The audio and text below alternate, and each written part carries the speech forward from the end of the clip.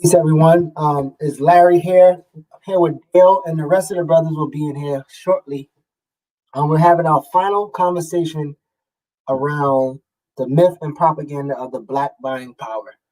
So if you're watching from YouTube or Facebook, wherever you watch it from, make sure you hit that share button and bring in some people to have this conversation. I'm pretty sure that you all have heard about the black buying power and circulating the dollar and all those other things. I'm pretty sure you've heard it. I'm not even going to begin to assume you haven't. As we get into the discussion today, we should be joined by the author, Dr. Jared Ball, professor of Morgan State, powerful author, writer, speaker. He's just doing a whole lot of stuff, and he has produced this hella controversial book, right? I don't mean to call it controversial because it's really not. It's just like facts. Somebody do your homework.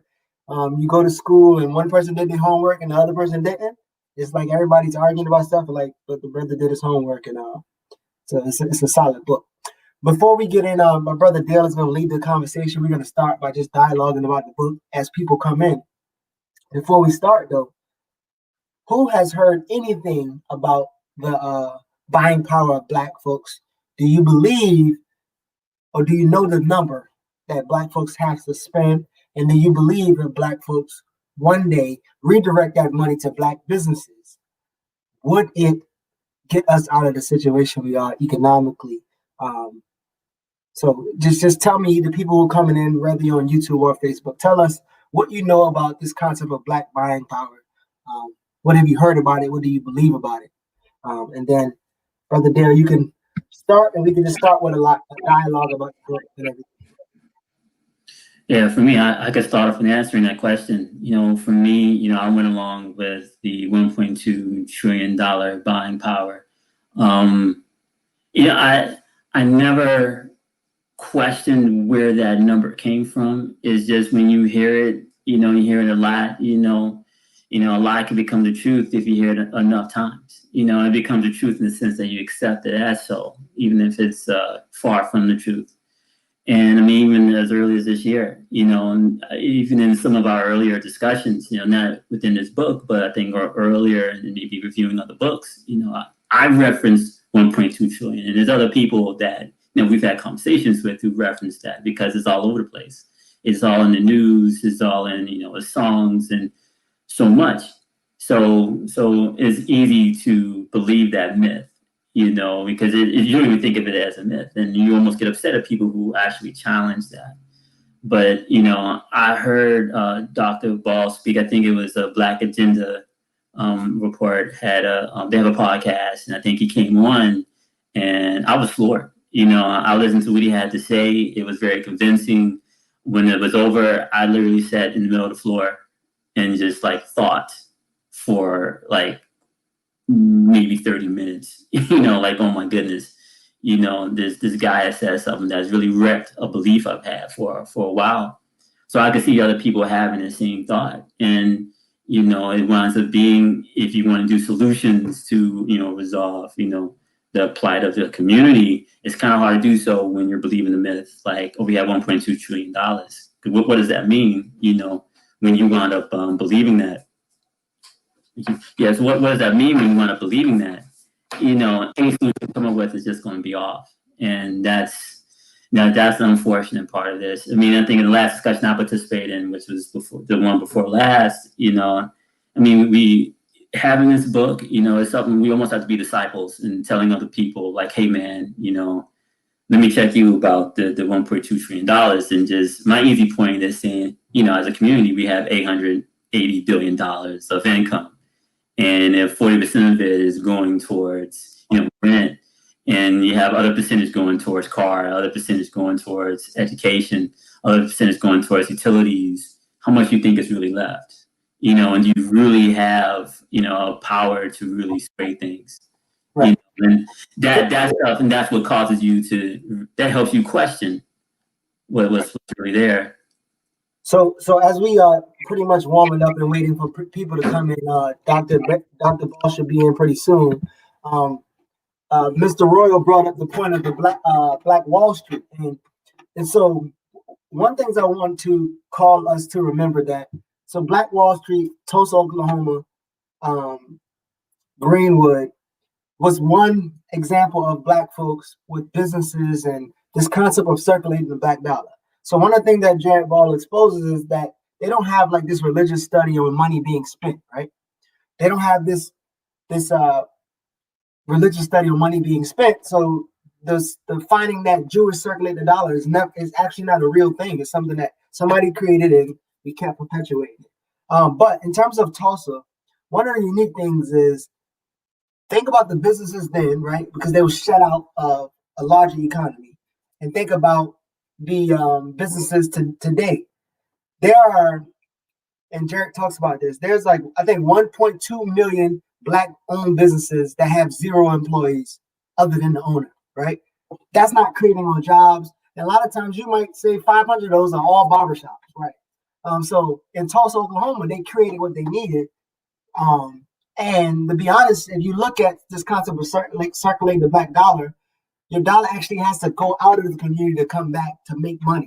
Because if you circulate the dollar, then you won't really have much wealth. So that's one of the things that we will get into with the conversation about circulating the dollar. So it should be good. Marifa says 1.2 trillion is disposable income. The author is saying we have less. So what the author is saying, and Dale, you can get in it as well. There's people who've done the actual study, right? So even when they did the study, it was done by John Johnson. He paid some people, or he worked with some people to get this study of measuring the income of Black folks, right? And he wanted to measure the income so that he can sell ads to white corporations in the Jet and Ebony magazine. And, all right, and so they came up with this number, which wasn't a real number. It's like an estimated and guesstimated number of something point trillion, right? What happened was they came and did the study, and it was $880 billion of income. Now, the research company said this is not economic conditions of Black folks. This is just income that they got coming in from working, from labor, right? So $880 billion dollars of income. Black folks don't own a lot of homes and stuff like that. So 44% of that goes to rent, right? So if you got 44% going to rent, you started out with 880 billion, not 1.2 trillion. You take 44% of that off, that number is even lower. Healthcare, food, and all that other stuff. You don't have that kind of money. We don't have that kind of money. But what the myth was created for was to help perpetuate this concept of Black folks need to pull themselves up by the bootstrap, and they're responsible for their own oppression. They spending frivolously. They don't save. It's like all this rhetoric that Black folks save more than any other group. We just don't have the money. All other groups that build wealth had government intervention. So he just dives into all of that in terms of the book, so that we can start regurgitating this myth and blaming ourselves for the economic conditions that we have. But Dale, what do you think about Marifa's question, and then just like the concept of, what about Black Wall Street and things like that? Well, first, talking with the first question about Black Wall Street, Dr. Jared Ball, actually, I think it was a YouTube, maybe been a lecture or interview, maybe with someone else from Morgan State, and he spoke about, Black Tulsa specifically, the Black Wall Street, and he stated that money was circulating, but in order for a community to grow in wealth, you actually need an infusion of capital outside of your community. So he said, of course, it's unfortunate what happened to Black Wall Street, what happened to Tulsa at that time, but he believes without there being an influx of wealth outside of that community, that the economics of that community would have deteriorated because it's not getting money coming in. So the distribution of wealth will only go to those who are situated in such a way to accumulate that wealth, and that could be the Black elite that was within Black Wall Street. So that's one of the things we have to think about, and we never had a chance to actually see it play out. So seeing that when we had these communities, of course there was jealousy because they were doing well, they were able to circulate, but they were not going to be able to grow. When we look at other communities, who set up shop in the Black community, it actually proves the point of getting money from outside of their community. They're getting money from us. So we can't use them as an example to say, well, these people are circulating money within their community. Look how well they're doing. They're doing well because not only are they circulating money, they're circulating our money in their community. So we have to make that point. The other part about the 1.2 trillion, I'll say real quick, is that wasn't disposable, income. I mean, that was an extrapolation. Dr. Ball talked about. Okay, he's on now. I'll wrap up real quick. When Dr. Ball talked about, I think $800 million in Black income, that's not disposable. That's just your income coming in. But then we start factoring required bills, like you're talking about, 40% going to housing. How much goes to student loans? How much goes to utilities? How much goes to car loans and things of that nature? You're really going to have way less than $880 million. So we have to look at that as well, and we really have to dispel the myth of actually having the purchasing power that the trillion thing is just nonsense, and we have to stop that immediately. All right, Dr. Ball, thank you for coming in, good brother. This is what I want you to do before we even start, because a lot of people I've talked to about this book have a knee-jerk reaction, right? And I'm pretty sure you know about all the knee-jerk reactions and regurgitation that they have. Could you begin to tell us what you're not saying with this book? What you're not saying to the people? Well, first of all, I want to thank you for the invitation, and I need to apologize. I've been sitting outside the studio, not realizing I had to click to enter myself. So I was like, "What's going on?" But it's just my fault. My apologies. So, and I appreciate being invited on to talk with you all. So yeah, absolutely. What I am not saying, for instance, would include don't support Black business. Don't try to use what resources exist to the best that they can be used. I'm not saying don't try to develop collective or cooperative economics. I'm not saying give up on nationalist or Pan-Africanist politics. I'm not saying, I could go on. I'm not saying abandon radicalism. I'm only saying that the concept of buying power, as it's been popularly propagated, is, I think I've been hearing correctly, is you all, it has been meant to discourage us from understanding our actual economic condition and what we're supposed to do about it. Absolutely. Appreciate it. So Dale, you can get started with the questions. We have a few brothers who will probably be trickling in while we are having a discussion. But Dale, you can get started. We'll kind of go back with both the questions and try to answer some of the questions in the comments. So go ahead, Dale. All right. There was a part in the book where you talk about the wide range of the Black leadership accepting the myths of the Black buying power. And you could say from those who are maybe more Black conservatives, Black neoliberals, all the way through to maybe someone like a Malcolm X. So it's like a wide range of people, and you stated it as a fact that, hey, these people accepted that. But the question I had was, why do you believe the myths of Black buying power is accepted by elements of the Black community who are focused on Black liberation? You stated that they did accept it, but why do you think it was so easy for them to accept it without questioning it? A lot of times we hear stuff like, hey, that don't sound right. Let me just research this. And, I think they could have done the same research you did if they thought to question it. So, I have certain thoughts, but I'm really curious as to what you think is the reason why, they didn't question it themselves. And they came to you 60 years later to say, hey, look, here's some questions. And it's like easily available information. Well, somewhat available. Yeah, I don't know about easily available. Yeah, I checked myself. I'm sorry, because it was some battles that you had there, but it was information you were able to access. I don't know I'm not sure whether you tried to access that. It's like they heard it and they ran with it. I mean, that's a really good question. I look forward to hearing what you think. Essentially what I concluded, at least in the book, is that, well, there's sort of two parts. In the first initial stages, I think it was just accepted largely because a Black business class. And when I say that, I don't mean to suggest that everybody in this was some avaricious, hostile, wannabe capitalist. I'm just saying that there is a group of members of our community who gravitated towards and maybe excelled in entrepreneurialism. So when I say, that's what I mean by, but there's initially this Black business class that evolves in the particularly the latter part of the 19th century that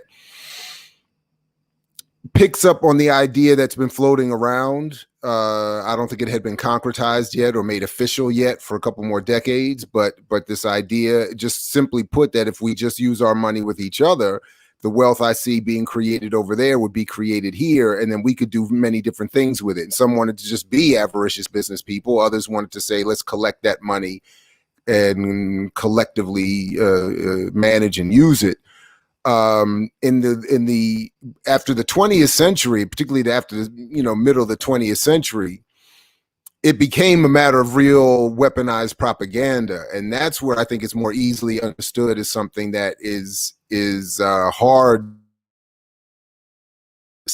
for anyone, and largely because it had become intentionally created both a Black and white corporate commercial business marketing class that wanted to create this mythological reality that benefits Black business people by creating this mythology that there is a Black community that can spend all of this money on white corporate goods. And then those who produce those corporate goods and want to advertise them, those white advertisers and corporations want to believe that they can reach this market that's burgeoning. And then, of course, politically, they want to believe that they can use this to manipulate Black people away from becoming rebellious and radical and revolutionary, which is what was done to white America, by the way, as well. So, I mean, this is just a specifically targeted aspect of that for us. So that's why I think it, that, and then because it gets repeated throughout all forms of media, gets repeated throughout all forms of punditry, it becomes an axiom. And I think that people, I also think that something I didn't really explore in the book, but I think that people also want to believe that they don't have to engage in any kind of hard, real conflict, and that we can just spend better and shop better, and then we can become equal and free. And that's unfortunately not how the wealth was created in this country by white people, or around the world by white people. It was not done peacefully. And it's not set up in such a way that any group, particularly us, could get in and make use of it in some radical way. So anyway, that's the shortest version I can give, but I'd like to hear definitely what you all think as to why that might be. I really appreciate you saying the not necessarily wanting to involve yourself in conflict, because so I like analogies, right? So it seems like this person is like, they push you down, and you're like, okay, let's not fight back. Let's like try to figure it out. Then they take something from you, like, oh, well, let's not engage. Let's keep managing what we got. And it's like, at some point you're gonna be like, you're not gonna have nothing. And so that's kind of how I see it. Trying to avoid, confrontation. Like that makes it. I don't want to say that makes it weak, but I mean, there's a word in that area that probably sounds. I mean, I don't want to make it sound like it's weak either. I'm not saying that. I'm saying it's a logical conclusion, because when people are violently, I mean, when and I'm sure I know we might be clear on it, but if we think what happens collectively, and people talk about collective trauma through enslavement and colonization, I mean, this is an ongoing brutality and violence. I mean, this is a vicious system and setup that we find ourselves in. So I think it's perfectly logical, and I don't mean to berate or demean anybody for reaching these conclusions. I'm just saying it's. I would prefer to think that if I saved my money, I could somehow model a way for all of us to get free, but it's just not That's just not the realities of it. And then once we start to unpack to see all of the intentional effort designed to create this concept in us, then I think it becomes a little bit more clear. But yeah. Go ahead, Dale. My thought, and it's just a small add to it, is what helps us, the danger of myths are the ones that we really want to believe. That myth, we hear a lot of myths about the Black community, like Black fathers that are negative. We hear a lot of negative myths. What makes this myth so powerful is the fact that it sounds positive. It's like it feeds like, we've been able to make some progress despite the obstacles we've been through. And, it's a type of myth to me that is like the most dangerous. The most dangerous myths are things that empower you. It actually goes against all the other bad myths that take away your power, that make people think negatively about you. And I think, that's an easy hole to fall into, even for our greatest scholars throughout time. It's easy for them to believe this because, well, why would you want to challenge that? To challenge it almost seems as though you're questioning the people. You're questioning Black people.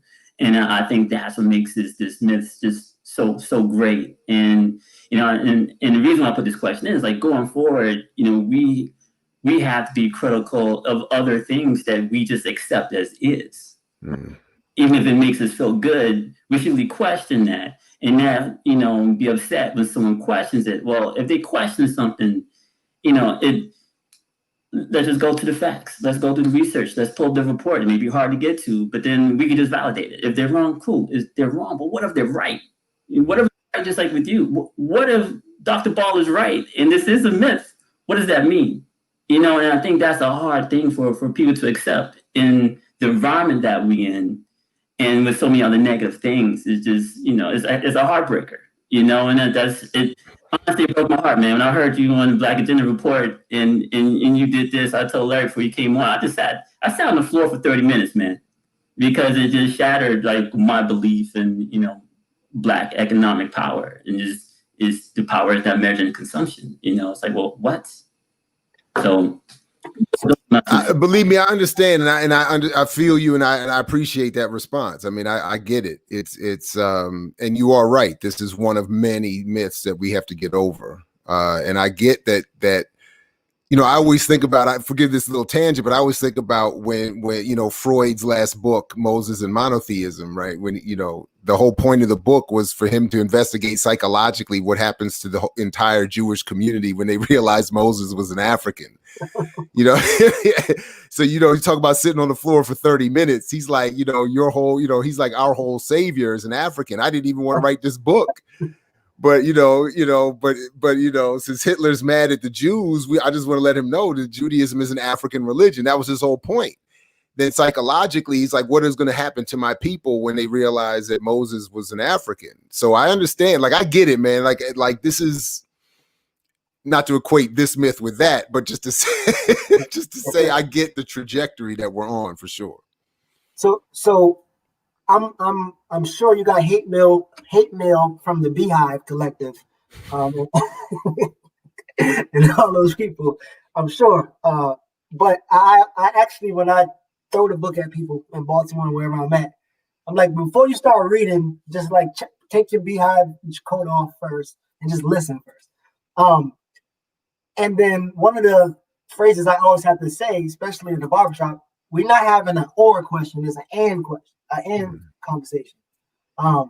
So could you speak a little bit about pulling your resources together, buying Black, lifting yourself up, but like how far that actually can get you? You know what I mean? Like it's cool, right? A lot of times we practice symbolism. Like I have a lecture called the purpose of buying Black, or the purpose of group economics.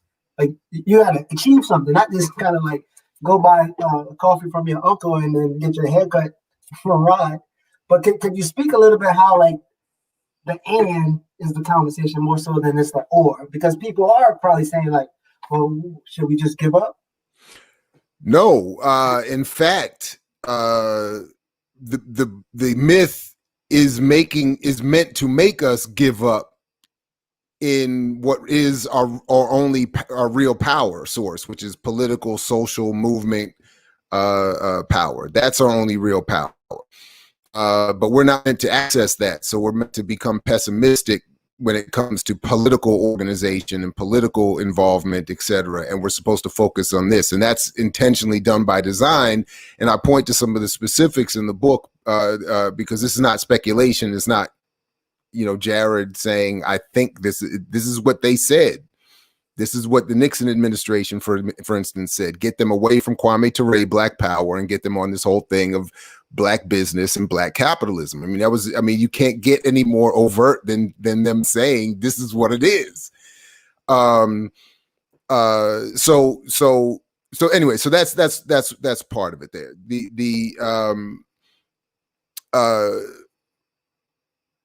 What I've always thought is the value in engaging in this kind of collective work, whether it's collective economics, political organizing, using the vote, whatever, is to build cohesiveness, to build political education, to build awareness and engagement, so that to get to the next level of organization and struggle. Because for me, I've always tried to think of it in terms of how the Black Panthers talked about survival programs. So they weren't talking about sickle cell and healthcare and, breakfast programs were revolutionary or the revolution. They were saying these are survival programs to get ourselves on the same page, get some political ideology together, and then we'll get to next levels of organization and struggle. That's what I would argue for all of this. So when we're saying, buy Black and shop Black and circulate the dollar and do all of these things, and the point should be so that we can survive and get to the next level. It shouldn't be because we're arguing this is the conclusion or that this is the answer that will lead us to whatever form of liberation we're saying.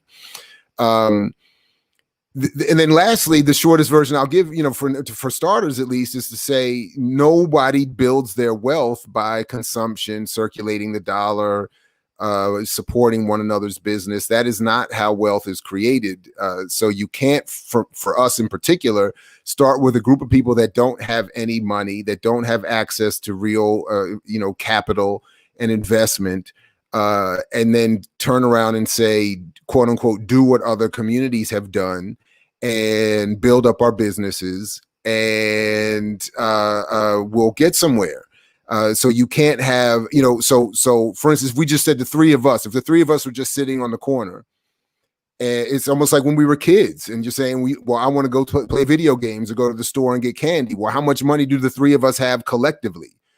Well, if the three of us are broke, which is usually the case, then we're going to be pretty limited. Even if we pool our resources, we can probably get more than we would have gotten individually, but we're not going to be able to get enough to where we're laying around in candy and endless video games and buying up, whatever we want to. There's limits to that. So when you extrapolate that to the community, when you have groups of poor people by the millions who are wildly denied access to what genuinely builds wealth for whatever community, you can't then turn around and expect that Black people in this country or anywhere else will be able to do something different. And then I'll just stop here by saying we should also be careful, because when we look carefully at the communities we're often comparing ourselves to, including whites, even a white supremacist capitalist society like this one hasn't solved the problems of white poverty and inequality either. I mean, there's a tremendous amount of white people in crazy precarious states out here.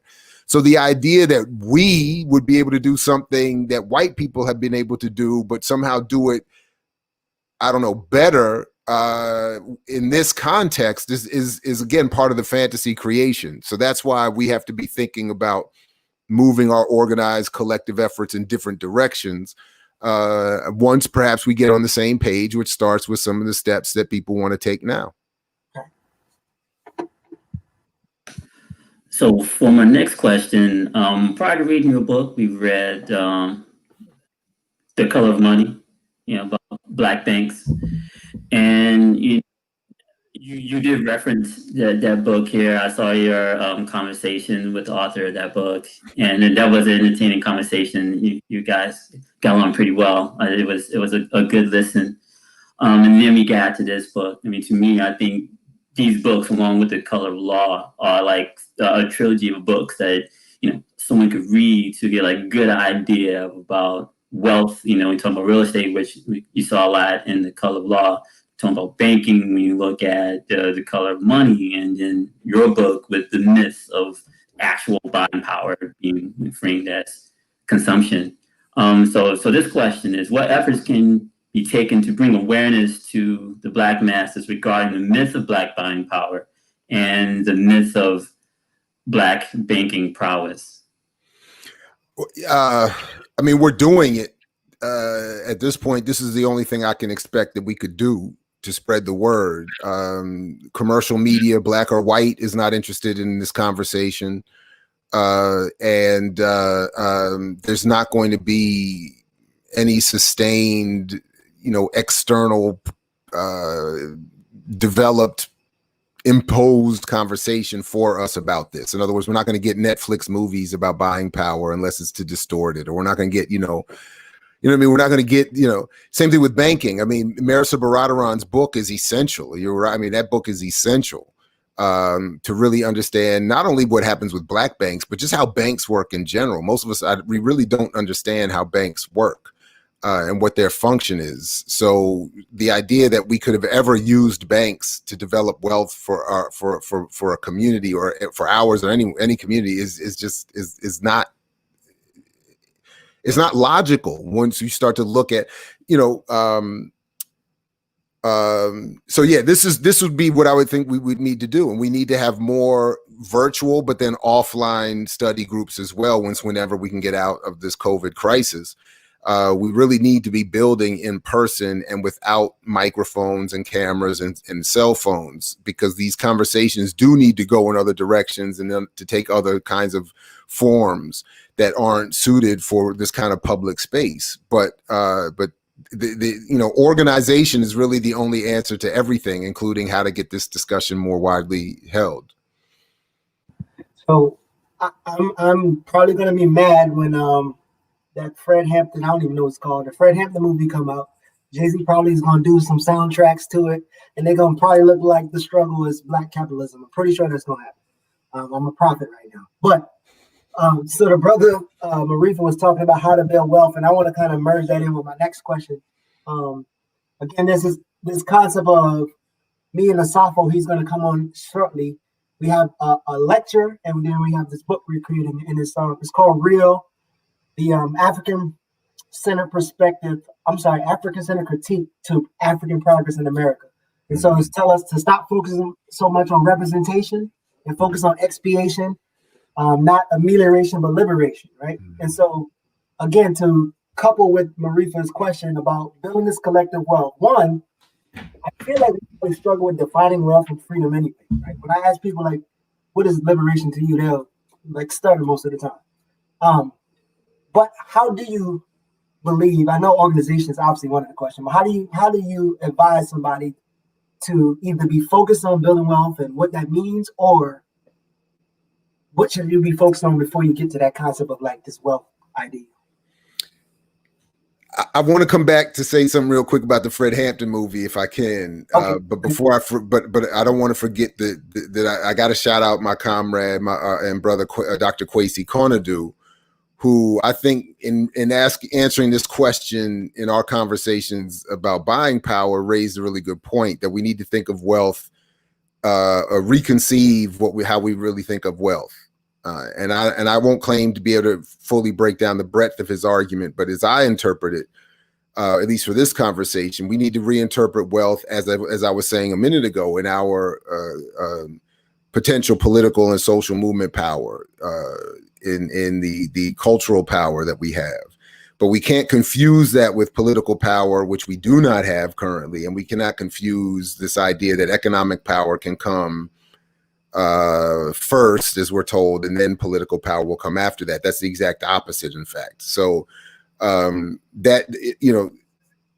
that's at least in part what I think has to happen. If we continue to only conceive of wealth as it's traditionally conceived of or officially defined in capitalist economics, that's fine. We're just never going to have any, and which is why we have the same amount of it that we've basically always had, as since captured in this country. Just real quick, I would invite you and your audience to our website, mixwhatilike.org, and to check out the interview I did with Fred Hampton Jr. about the movie, because you and I are both somewhat being prophetic here, I guess, in that, as a shout out to an old brother I used to work with delivering pizzas years ago, I've developed the Vernon philosophy of Black media avoidance, which was his basic argument that we should never be looking to commercial media to find ourselves, to see ourselves, because it's always misrepresented. And when it came to the Fred Hampton movie, I was arguing, just as always is the case, what's going to happen is all of his politics and ideas are going to get erased. He's going to be made into a caricature. And having seen the trailer, that's exactly what it looks like. But what I said to Fred Jr. was, who was involved with the movie, as were a couple of friends of mine, etc.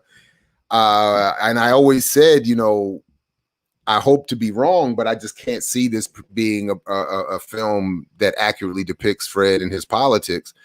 Anyway, I invite you all to see the conversation or hear the conversation that I had with Fred Jr. about that and hear his responses to that and why he thought it was important for him and his mother to be involved with the film, and to what extent he thinks I am or am not correct in my assessment. But I am convinced that when it comes out, I already predicted, as the trailer shows, that it's going to be told through the lens of the FBI and the agent. And Fred is going to be put in the background, and his politics are going to be even put farther in the background. And I'm almost sure, anyway, I hope I'm wrong, but yeah, I was trying not to be pessimistic, but it's rough. Like you said, I don't see. Somebody asked me, "What's the last movie that you think will been like helpful to us?" And I'm like, Spook, but it didn't make it to on television. So I don't really know. Well, look, I will say this though. It's a massive contradiction for me, but I actually think Queen and Slim had a lot of value to it. And I also think, in a different context, Netflix's The Wasp Network, about the anti-Cuban terrorists that Castro fought against, is incredible. And even the Cubans it depicts said it was an accurate depiction, which is amazing, because it shows what the United States was doing, using Cubans to engage in terrorism against Fidel Castro's Cuba in very recent history. It is, and it's very well done. So I just bring those up as to your point, I get it about Spook, but the real reason why I bring this up actually is because I think we do need to be, kind of what we're talking about with the buying power thing. We need to become more sophisticated in our media analysis and critique, because they're becoming more sophisticated in the delivery of these conversations. Queen and Slim isn't perfect, and I think in many ways I've even been, somewhat suckered by the way they approach the topic. So I need to be careful myself. But anyway, I do see some value in these products that I haven't seen in most media in a long time, and maybe I gotta check myself. Right. I don't know. Yeah, you got another one? Yeah. So we talked about, the necessity of mobilization and organization when it comes to how do we remedy the myth of Black buying power, and even the myth of Black banking prowess. Outside of that, about mobilization and organization, could you see an event, whether economic or political, that could take place that would shatter both of those myths? Do I see an economic event that would shatter the myth?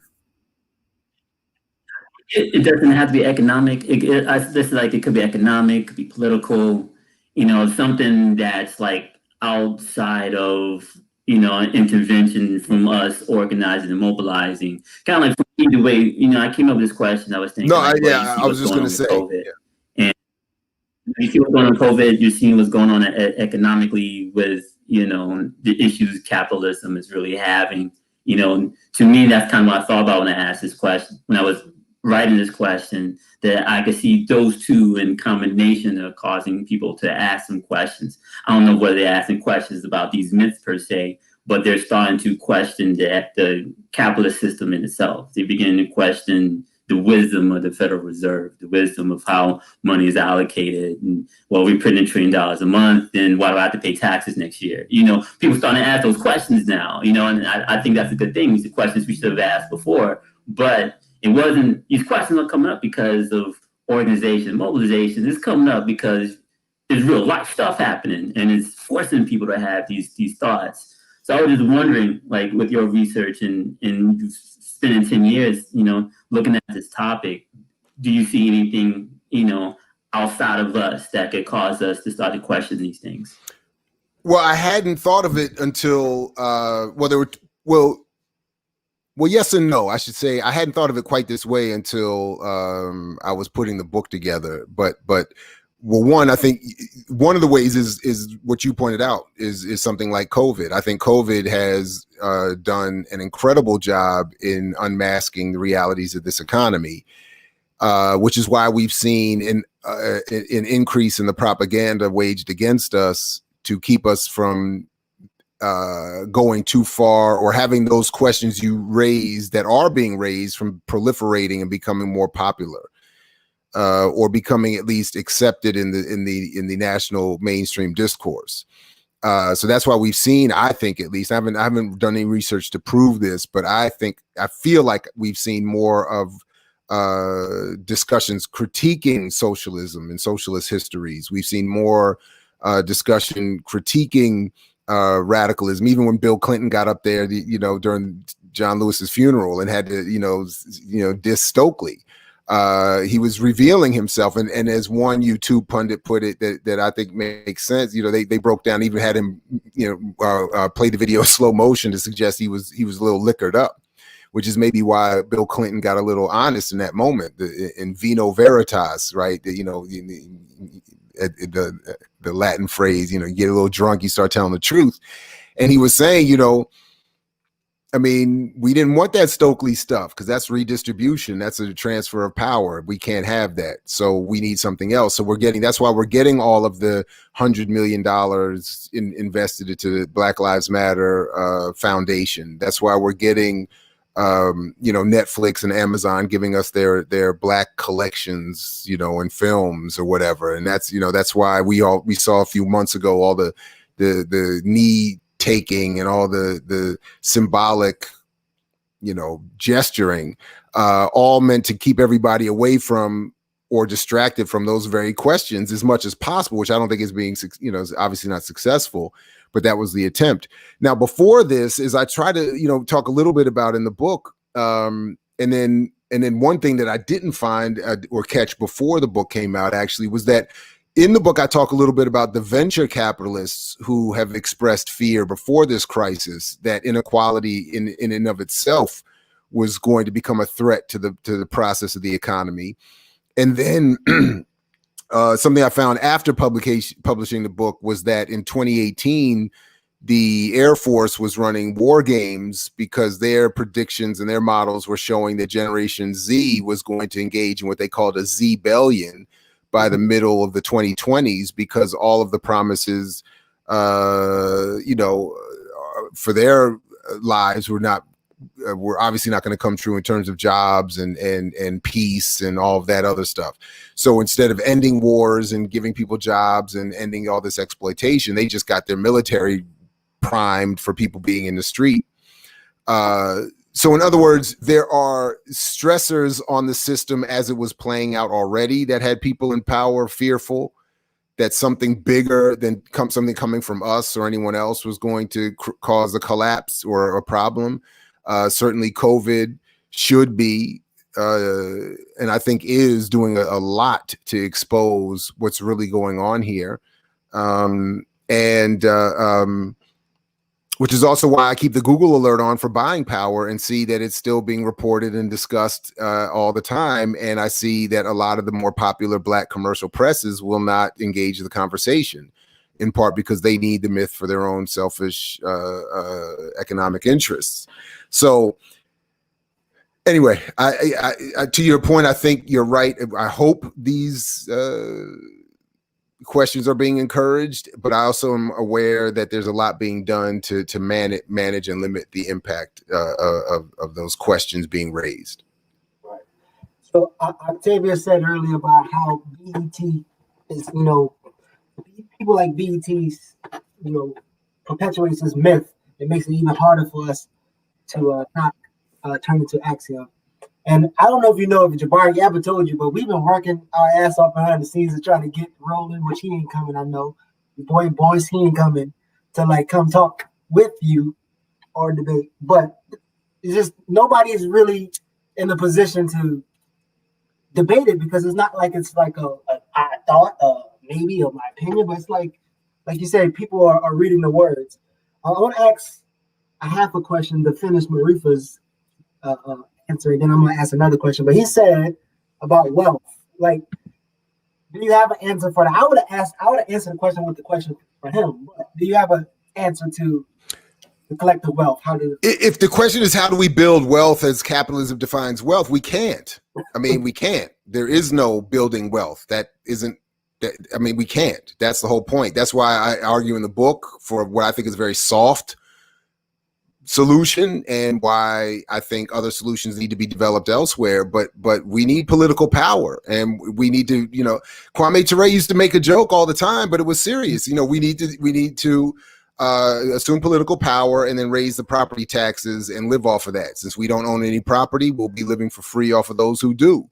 And his point was simply put, it is political public policy decision making that determines how wealth is created, what is wealth, who gets the wealth. That has nothing to do with how good of a business person anyone is, or how well we save money, or whatever.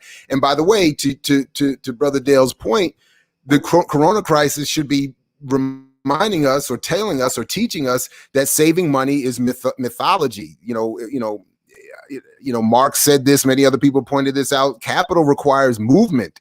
You cannot, so if people save money, the economy will collapse. If people don't go shopping, the economy will collapse. So, what I'm saying is we need a public policy move that says, don't tell us not to go shopping. The point should be, go continue all the shopping you've been doing, because that's what drives the economy. And then just the wealth that is created from all of that needs to come back to all of us in any number of different ways. That's what should be happening.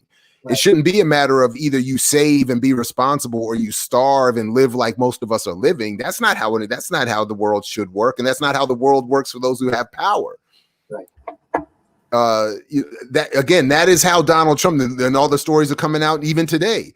That's how Donald Trump cannot pay taxes. What did they report? I think he paid $800 in taxes last year. They don't pay taxes. They don't go into debt. They don't,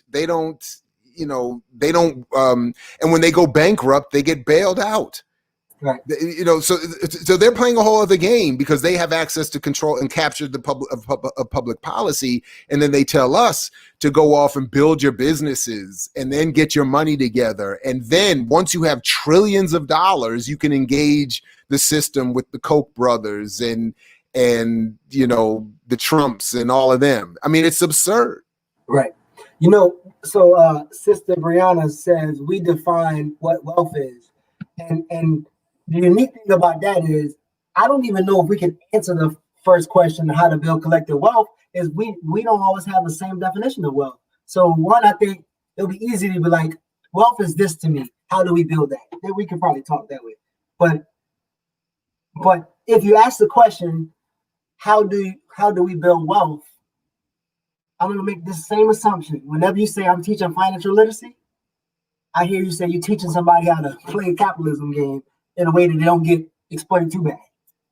That's the only thing I hear. Honestly, when I hear financial literacy, I hear self-help, and I hear hustle.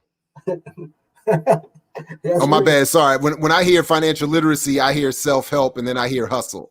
No, that's real. I get it. There, to me, financial literacy is study Marxism, study communism, study Pan-Africanism, study scientific socialism. That's financial literacy.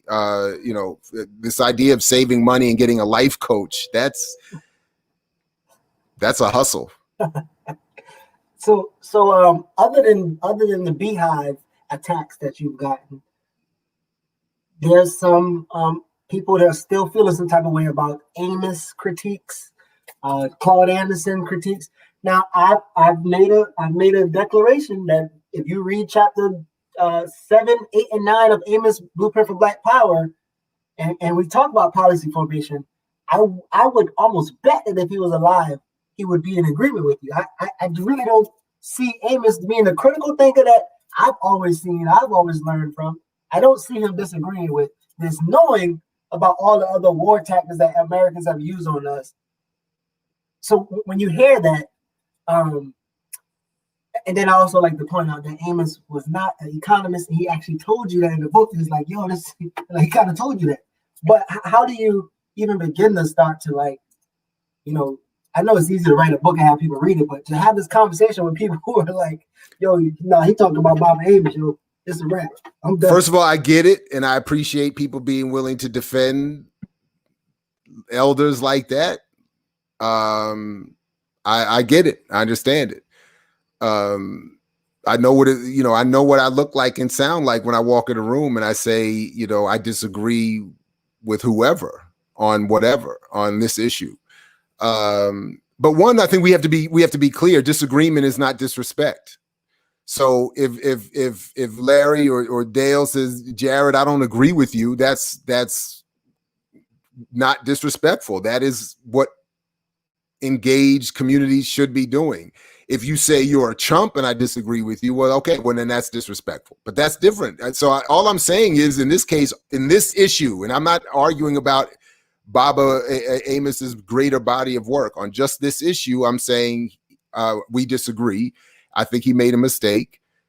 I think even in his own lectures, he contradicts the mistake he's made by saying we can't consume our way into power. So he's clear. I mean, but and part of what I'm trying to say with this book is not to say just look at Amos and Claude were wrong.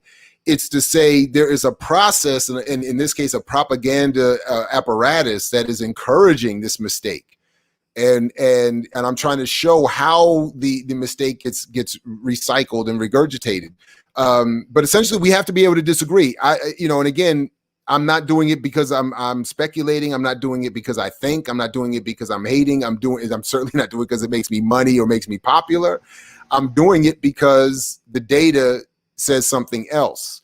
The record says something else. And by the way, for that record, I mean, I think, looking back at a couple of things, I think, Baba Amos made I might have disagreed with a couple other things. In that same chapter, he talks about buying power, for instance. I don't agree with his assessment of Du Bois's collective economic model. But on one level, who cares if Jared disagrees? Who cares? On another level, when it comes to something like what I'm arguing here, I would just, we have to be able to disagree, and we have to be able to put data and research on the table and have people assess it. And to the point you raised a few minutes ago, I still have not had anybody read my work and tell me where in the work I am wrong. So there are all kinds of reasons why people don't want to agree with the argument. But but as I've done with others, I respect Baba Amos. I went back to his work again and again and again, and looked at the record and came up with one area where we disagree. If people not that I deserve what Amos, got, but I would appreciate if people want to disagree with me, that they get the book. It's free. They don't have to spend any money on it. Read it. It's a short read, and then they can determine where they think I've made a mistake, and I'm happy to hear about it. Yeah. I want to go ahead and let you know that everybody that I had any kind of tussle with it didn't read it yet, including both of our friends. He don't know who we're talking about, but they haven't even read it yet. But he's disagreeing. He's already disagreeing. I'm like, yo, just read it. But yeah, anyway, go ahead, Dale. Look, I had a black book vendor tell me, a couple of years ago, he won't, when the book comes out, he said he will not carry it because he thinks he said, I don't carry books that are against Black people. So to your very first question, I am not writing a book to speak negatively about Black people, but that was what I was saying to him. I was like, brother, we can't do that. You can't not sell a book before you've read it based on an assumption of what it contains. That to me is more disrespectful to our community than anything I could be accused of having written here. Absolutely. Go ahead, Dale. Welcome to Sapo. Yeah, talking about, us being willing to have, disagreement, I think we could disagree without being disagreeable. It's, in order for us to grow as individuals, we're going to have the things that we carry with us challenged. That's the only way we're going to grow. I mean, you go to the gym and work out, you have a good workout when you go through some level of pain.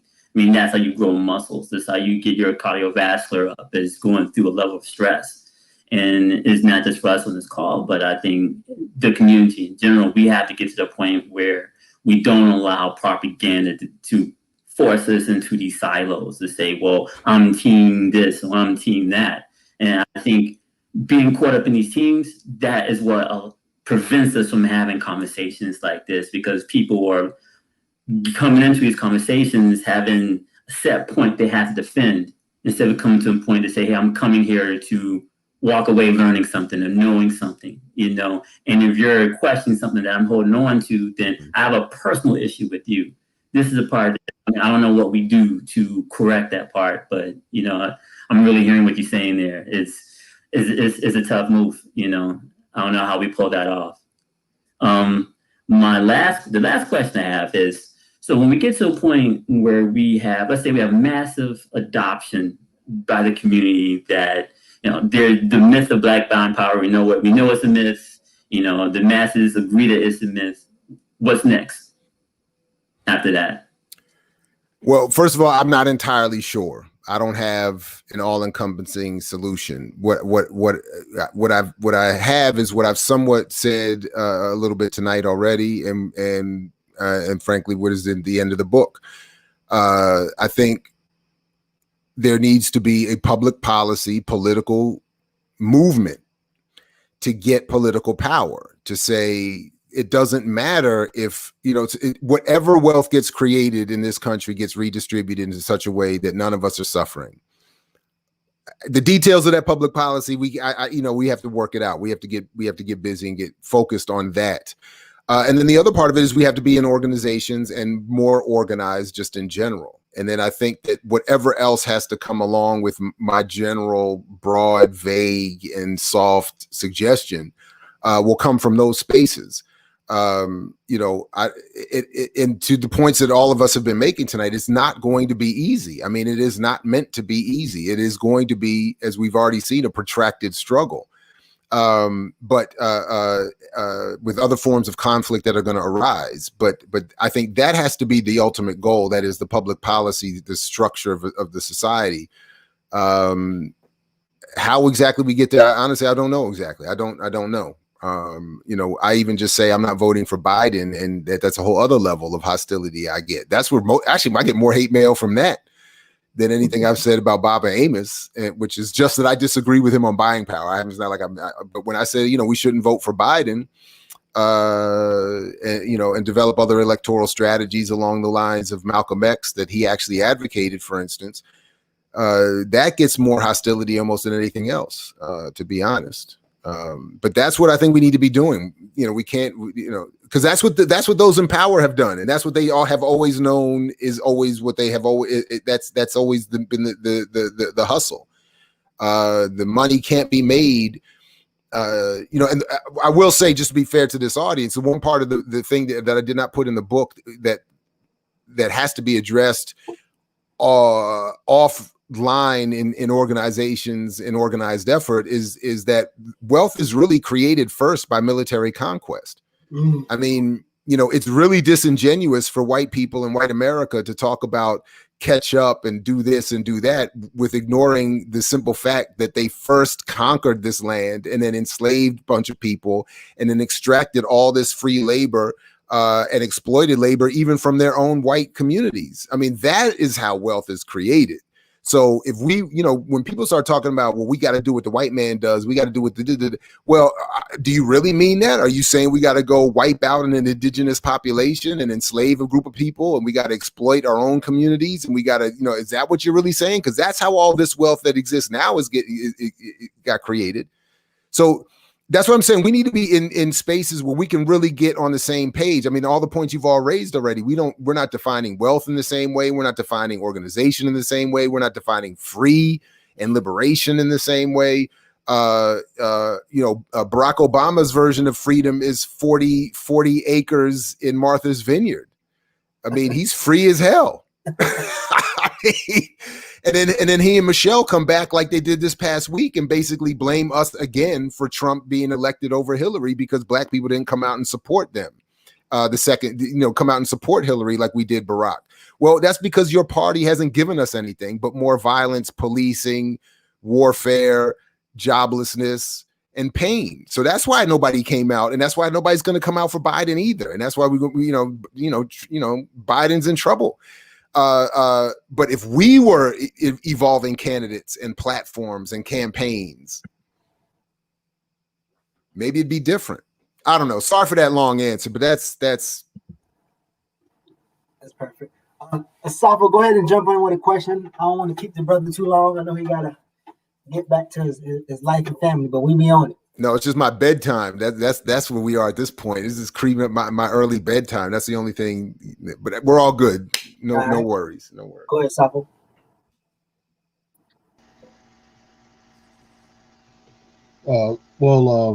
It's an honor to have you on with us, Brother Jarrett.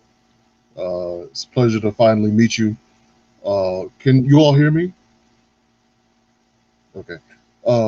What I'll say is I just I just got in from work, so I didn't really hear the conversation previous to me coming into the studio. But what I'll say is this regarding this idea of solutions. First of all, I wanted to congratulate you about this book. I think you made a tremendous contribution to the discussion of Black wealth or the paucity thereof. And I think for us to have a very productive discussion about Black wealth and how to gain wealth and what have you, anything along that line should read your book should be required reading. I guess my comment, not so much of a question, more so than a comment, would be in regards to the response and reaction to your book. I often see in the comments and what have you, whenever you're doing an interview or doing a lecture on the subject, there's this demand from you, well, what are the solutions? And I said this before, I made this analogy before in a previous discussion, and I'll say it, I'll repeat it now. It kind of reminds me of COVID-19 and the controversy around Donald Trump suggesting that perhaps we could ingest bleach or disinfectant as a method of killing COVID-19, and also hydrochloroquine and all that foolishness. And when some of the doctors and professionals came out and experts came out and said, "Hey, don't do that. You're going to kill yourselves, and it's not going to cure COVID." I can imagine many of the supporters of Donald Trump's suggestion turning on these experts and saying, "Well, what's your solution? What do you propose we do?" And of course, there not being a cure for COVID-19, they don't have an answer for that. But I think we need to understand that just because Dr. Fauci or whoever doesn't have an immediate response to what's your solution doesn't legitimize drinking bleach and disinfectant. Okay? I think people need to understand that the wrong solution doesn't become right because there isn't a readily available alternative. And I think we need to understand that point. another thing that I'll say, and this will be my last point. I think we need to get to the point where we understand that if a solution is based on a false premise, the solution is going to be ineffective, regardless. Okay, so if a solution is based on, hey, black people are poor because we're frivolous with our money, or we don't work hard enough, and we base the solution on that, then the solution is going to be ineffective. And invariably, what's going to happen is that the solution is rendered ineffective and a failure, and then the very people that the solution was meant for are going to be blamed. Whether it's crabs in the bucket or black people don't want to do better for themselves and everything like that. And the myth of black deviance is going to continue on. So again, congratulations on the book. I thank you for joining us, and I think that like I said, this should be required reading. No, thank you. I appreciate all of that. And shout out to Dr. Ichile and Baba Dennis. I see you got a lot of good people out here. And please check out our Blacklash Collective, where we do a little bit of work like what's happening here with Dr. Ichile, Brother Conadu that I mentioned earlier, Dr. Burrows, and Mjiba Freyawat. And all of that's at imixwhatilike.org too. You can find the stuff there, and then the other links to everything. Anyway, to everything else there. I really like that what you said about the bleach thing, and what I was thinking as you were saying that, Brother Safo, is that now it's such a good analogy. Now the position we're in as it relates to buying power, though. Now imagine if all, and I mean all, from Fox to MSNBC to whatever black outlet we all watch or listen to, if all of them accepted Trump's claims about bleach as true, that's the position we are in as it relates to buying power. The entire apparatus is telling us, drink the bleach. The buy, bleach out the corona of poverty with buying power, and you'll be all right. That's part of the response that I've gotten, or lack thereof, to the book, and that's part of what those who haven't read it are responding to viscerally. So I just wanted to point that out. So I appreciate these conversations, because this is, this is the target audience, but this is really the only way it's going to get out there. But that is, I really do think that, and I'm probably going to run with that going forward from here. So I thank you for that, because that is a perfect, imagine if everybody, was telling us that the bleach is true, and nobody was telling us that, Trump is a lunatic. That's really where we are with this buying power thing. Right. So I want to ask this last question and preface it with, I was having a conversation with the person, and they was talking about the frivolous spending, right? And like, oh, spend too much money over here, we don't need an iPhone. And I was like, well, maybe we can get what's that dude? What's the black dude phone? Freddie Figures or something like that. He got a black iPhone type phone. Anyway, I'm like, wow, Freddie figures, something like that. But the person was like, take the phone, buy it for $100 instead of paying $500, and give that person the $500. That person is going to do some counseling for another person. And I'm like, well, who wins economically? She's like, well, this person gets the money, but that, can we do something for all three of y'all, right? So what I want you to respond to is, and I know a lot of people are not reading and doing any history and not coming to the terms of being excluded from capital after being capital to one day going to become a black capitalist. Can you kind of explain to these people that just speak to the black capitalists, aspiring black capitalists, speak to them? Well, as you were saying it, I was thinking one way maybe making the quick argument would be it telling us to become capitalists would be like telling the Coca-Cola bottle to somehow pick itself up by its bootstraps and run the bottling company or Coca-Cola itself. How does the product become that which controls the process that produces the product. I mean, that's not how. Maybe it's not a perfect analogy, but that's more or less, Look, again, with the COVID crisis, we're seeing if spending stops, the economy crashes. Again, part of I don't want to argue. I no longer am interested in these arguments over Eurocentricity, the Eurocentricity of Marxism. The reality is, whatever people want to use to study as a critique the capitalist economy and social order, they need to do it. And if they don't want to read Marx because he was white or Eurocentric, that's fine. Then read Fanon, read Cabral, read Malcolm, read Asada, read Claudia Jones. Find somebody that's going to help you understand not only that capitalism is just bad, but actually how it works, and that it is more than an economic system. It is a social system. This is not, because part of what is clear, as I was pointing to a minute ago about the military conquest, which preconceives all of this, is that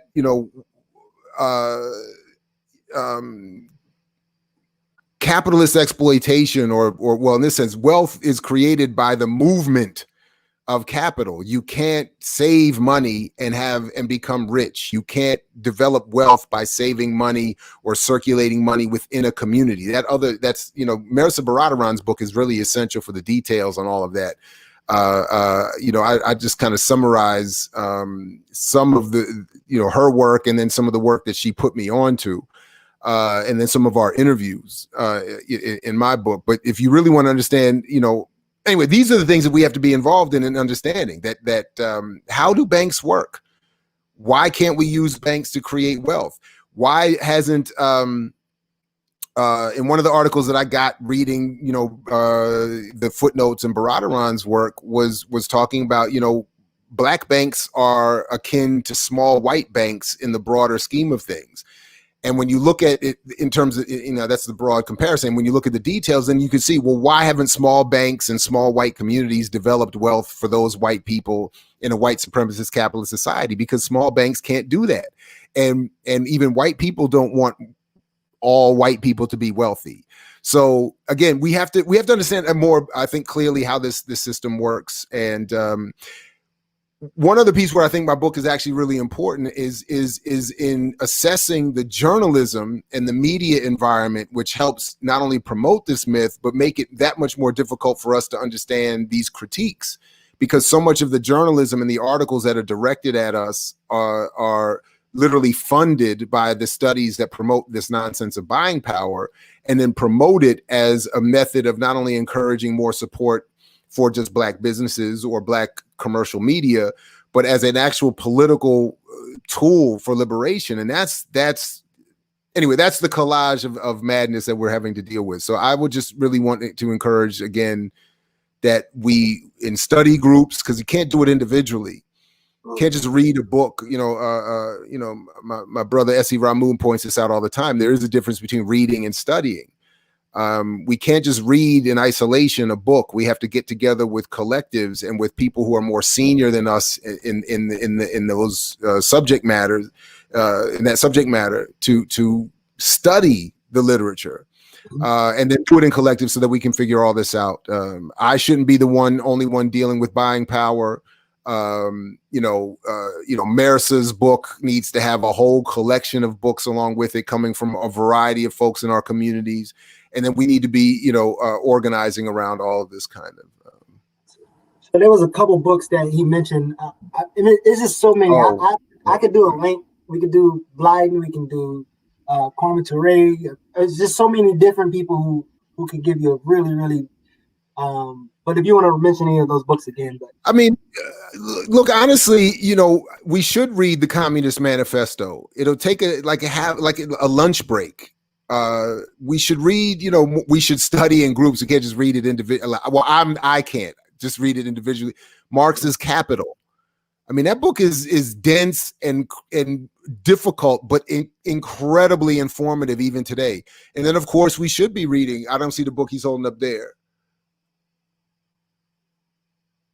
Was that Capital? Yeah, Das Capital. Yeah, that book. I mean, I've read it a couple of times, and I actually took an online course with David Harvey, like a free, like I audited an online course that David Harvey had on YouTube to try to study that book. And it's but essential to understand just that point, that capital moves. That's how wealth is created. It's not, it requires movement. It can't be stagnant.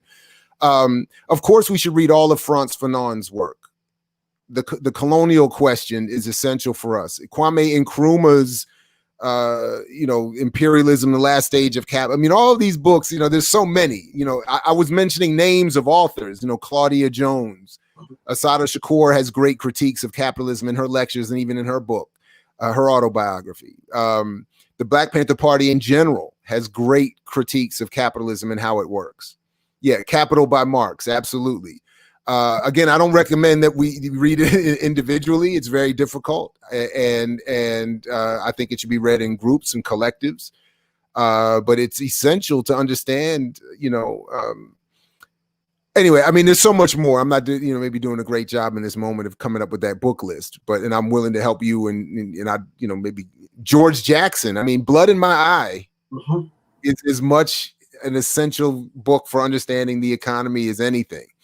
Anyway, but what we're getting from commercial journalism, what we're getting from our punditry class, what we're getting from our news, what we're getting from all of these mainstream sources may be entertaining, it may be fun, it may be valuable in other areas, but when it comes to understanding the economy and our relationship to it, we are not being well served, and we need to be doing something else. So, So I want to if anybody have any wrap-up words, and then Jared, I want you to tell us about anything coming up. I know that event with Derek Hamilton is coming up in October. And is it going to be a live? It looks like it's going to be like on campus. Is it going to be on campus? No, it's going to be. It's all virtual. We're not. I mean, I just was saying that I arranged it primarily for my students, but it's going to be open to the public. And all I was saying was that for the Q&A, I'm going to try to leave give priority to the students or but no, that's open to the public. And and look, even on that question, on the question of supporting Biden, we don't agree on that. But I don't know that we even agree on solutions or next steps. But what I do know is I don't know the economy as well as he does, and I do know that Hamilton is a good brother that we need to be talking to and engage with, even if we don't always fully agree. So that's why I wanted to do this, and he's been gracious enough with his time. I guess now that the Biden thing, that the Sanders thing is over, the Democratic Party has maybe less interest in him, and maybe he has more time for, which is good for us, but because he's a good brother and does brilliant work. So anyway, but that's coming up. Anyway, I know somebody. Go ahead, let you all. Anybody else have any final thoughts, questions, whatever, before we wrap it up? For me, hey, Dr. Ball, it's been a pleasure talking to you and being able to pick your brain. Once again, the book was awesome. And then even this conversation as well has been good. Hearing about your thoughts outside the book that, you didn't put it in the book, but it's good to be able to talk to an author of a book that you just wrapped up. Like I just wrapped up the book earlier today. And then, found from Larry that you're going to be on. I was pretty ecstatic. So this has been very beneficial. Please continue the good work. And, things when we talked about earlier, how hard it can be at times when, what you're putting out there is challenging people's misconceptions and they're married to those things. Please continue that work because that inspires us too. That inspires us to push forward. Hey, have you read this book? And on to even some other topics that we discuss here. I really appreciate you and keep up the work, man.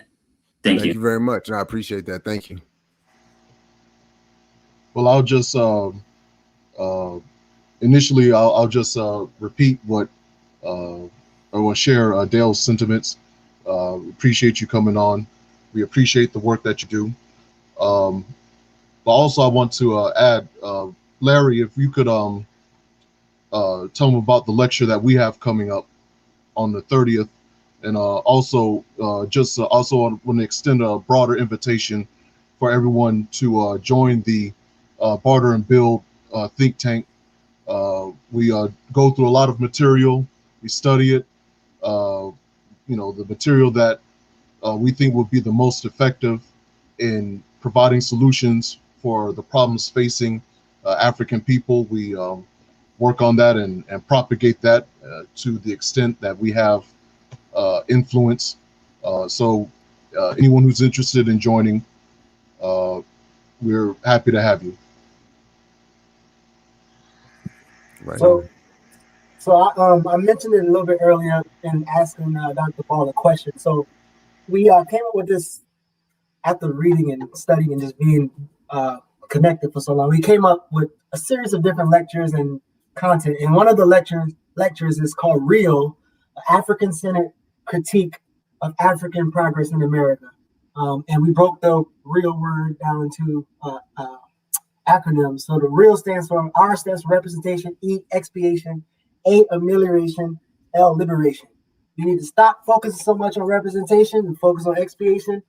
Stop taking that amelioration BS and focus on liberation. So amelioration can be like, I'll come to Jared's house, I push him out the house, I take all this food from him, Jared get a hungry headache, and then they'll create an org to give Tylenol away for free. He'd ameliorate the boy headache, and now he's happy, and he's got the commercial smiling like, Tylenol works for me. We need to stop that shit. So that lecture will talk about just some of the things that are ameliorative and liberating, and hopefully it can be a litmus test when we get stuff and kind of like grade it on that scale. Like, this is probably not going to help us. And in Color of Money, there's certain times that she brought up that think about somebody being victimized and the people who can help. He's like, well, what's in it for me? We only can help if it makes sense for us to help. Like, so think about that when we are getting or talking about some of these progress. And I also say follow the money, right? You look at Black is King. You look at the subscribers for Disney going up. You look at the white lady or European lady who designed whatever outfit was she got like, I guess, 725% increase in sales. Like, everybody got paid except the people that need to get paid. So if you follow the money, you can kind of see what the hell is going on. But Dr. Ball, close us out with any final words, and we'll have a beautiful night. Again, I definitely appreciate you for having me, and please add me to any list. I'd love to stay in the mix, so to speak. And the same thing, I invite you all to check out our Blacklash Collective, doing similar think tank work with Dr. Ichile that I mentioned earlier. We'll be convening. We don't have an exact date yet, I don't think, but we convene every month for an African town hall on various subjects. So we invite you and others to check that out. And everything from me and that I work with, including Blacklash, can be found at imixwhatilike.org and at imixwhatilike on all your relevant social media. And again, I really appreciate this. I thank you all very much. And anytime, and when we can get back in person, got to link up in Charm City, as they say, Yeah. I'm always in the barbershop fussing. I get a haircut and then. Well, I started growing. I started growing a beard just so I have an excuse to go to the barbershop. Get a shape up. I go in there and get something. I don't. And tell Jabari I said, "What's up, man? We don't always have to agree. I love that brother no matter what." Hey, let me tell you how funny what happened. Like, I think it was last week. So, Reverend Heber Brown was in there, right? That's my guy too. Yeah, he was like, anytime I come, they know we about to argue. So then, oh shit, Larry in here, we about to argue. So we arguing, and none of them read the book now. But he was like, I said that's when I said it's not an or, it's an and. Right. And he got it.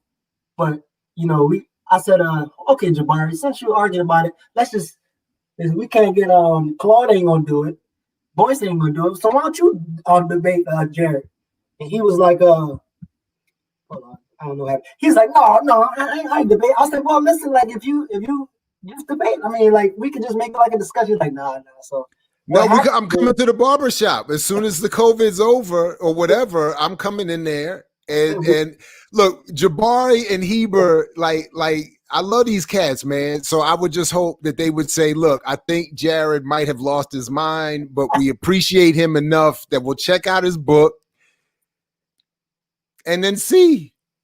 So we might have a different kind of date, because one of his barbers said he was going to read it. So I sent him the link. I was like, when you read it, then you and Jabari can go up against. It'll be 2-on-1. Y'all both can go against. Yeah. But I don't know if they're gonna do it. They probably watch it too. It's all love. I would love to see them anyway, even if for them to tell me I'm wrong, it'd be worth it. It's all good. Word, man. Look, anytime, man. I appreciate you all very much, and I appreciate the work you're doing. So thank you for letting me come through. Thank you. Absolutely, man. All right, everybody. Thank y'all for tuning in, and we out.